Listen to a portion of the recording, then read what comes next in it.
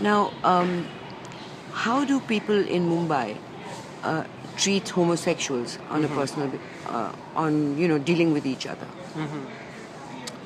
I have no idea whether people in Mumbai are different from people in Delhi or Bangalore or whatever. I think there's visibility now because of the repealing of the Section 377 and the Supreme Court recognizing gay consensual gay sex as legitimate. So there are changes. Society is changing. But still, there are very few, except I would say writers like Vikram Seth, and very few say that we know there are gay people, top industrialists, where it would be really encouraging if they came out of the closet, but they're still stuck in there. Well, I'm not so sure. I think, correct me if I'm wrong, I think Vikram Seth has come out. No, that's what I'm saying. Writers have, artists have, but mainstream, say, businessmen. Right, I got what they are you still mean. they're Yes. still stuck. Yes. Well, And they're afraid to come out, obviously. Yeah. And Well- in fact, they should be the least afraid because they control their business.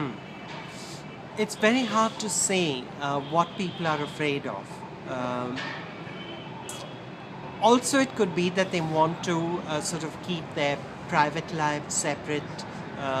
Maybe it's easier for a writer to because so much of your writing is an extension of who you are, as we discussed. I don't know. It's very hard to.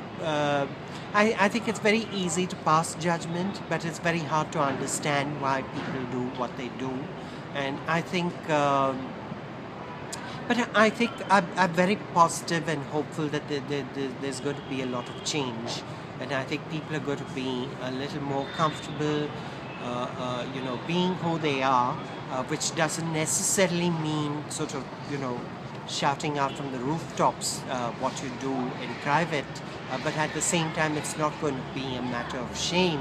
I think pride is going to be about being who you are and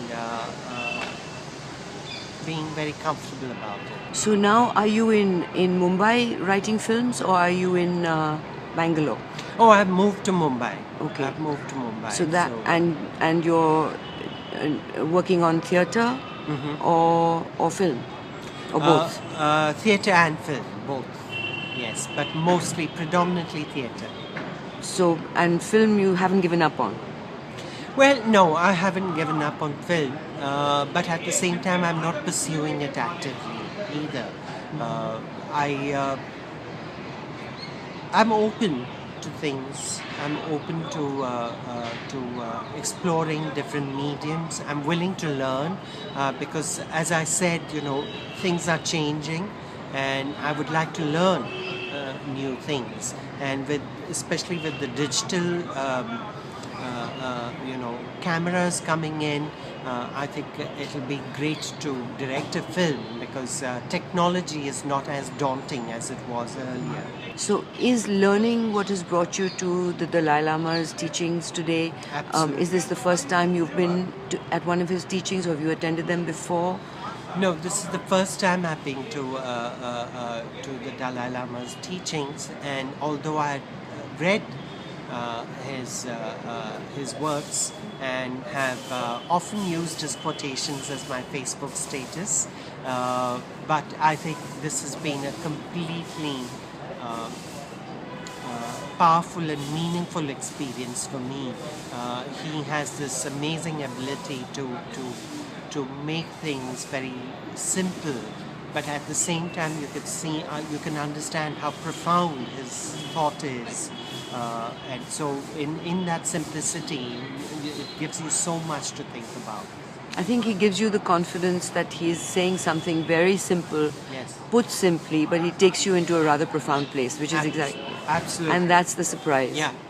And what struck me was his humility when he's dealing with questions, Right. and saying that that's too complicated for me, Yeah. and never showing off Yeah. about where he's reached himself in terms of Absolutely, moksha yeah. or whatever. Yeah. So that is really striking. Yeah. And so, what do you were you tempted to ask him any questions?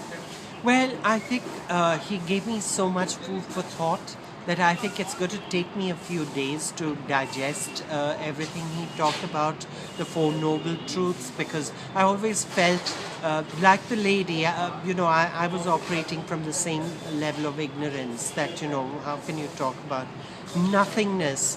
And I was very struck by him very gently pointing out how careful we have to be with our choice of words. He was talking about shunyata and emptiness, and how nothingness can mean something else entirely.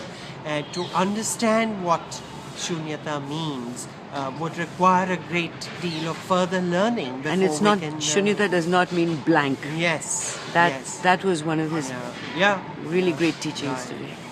Well, thank you very much, Mahesh. My it's been pleasure. lovely talking It's to you. been a very Thank you. stimulating interview, I must say. Thank you.